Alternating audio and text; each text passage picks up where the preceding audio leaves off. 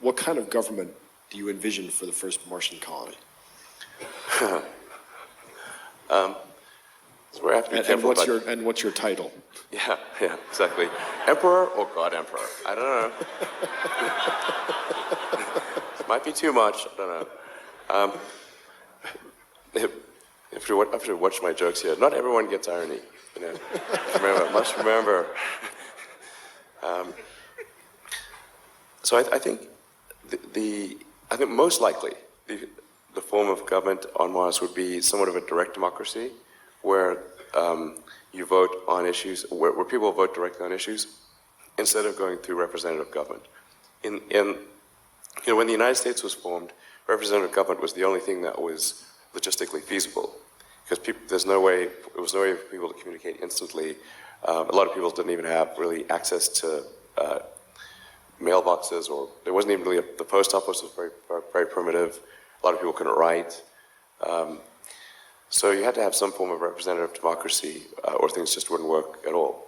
But I think on Mars, most likely it's going to be everyone votes on every issue, and that's how it goes. There are a few things I'd recommend, which is keep laws short. Long laws, it's like that's something suspicious is going on if there's a long law. If the size of the law exceeds the word count of Lord of the Rings, something's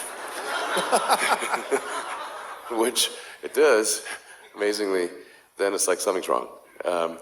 So there should be a limit to the size of the law that you should be able to digest it. Like, how come you can read the Constitution and all of the amendments, like you can read those in maybe an hour? And we govern so much of our civilization by that, and yet modern law is this obtuse, super boring tome that's indecipherable to almost anyone. So I think direct democracy, laws that are comprehensible.